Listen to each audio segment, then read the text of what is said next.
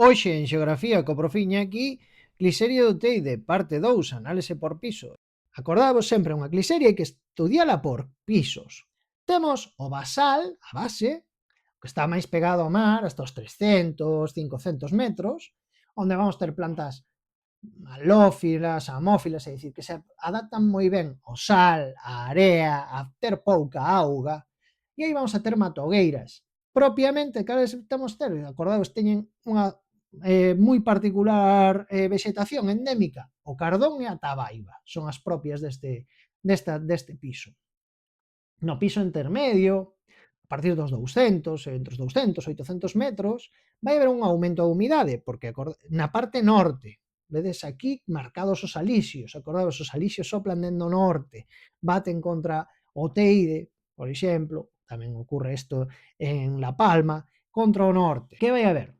A humidade vai aumentar e vai haber unha pequena baixada térmica. E aí vamos a ter a palmeira, o drago, a tabaiba, e despois temos o piso termocanario, que lle chamamos. Entre os 800 e os 1200 metros. Aí se vai a dar un fenómeno moi peculiar, é o que chamamos o mar de nubes. Acordádevos de que existe isto da inversión térmica en Canarias. A partir dos 1200 metros, en vez de baixar a temperatura, vamos a ter arriba temperaturas máis altas. Por que? Porque os alisios son dous alisios.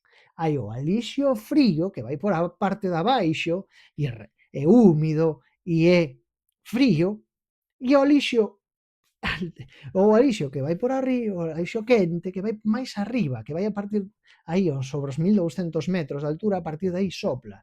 E entonces o que ocurre é que as masas de aire fría van enfriando, pero se quedan aí como bloqueadas, como se houbera un teito nos 1200 metros, e se fora un mar de nubes, toda unha espesa néboa, e vai dar lugar a laurisilva, o faial, breixal, cando hai unha degradación. É dicir, a famosa laurisilva canaria, unha selva de loureiros.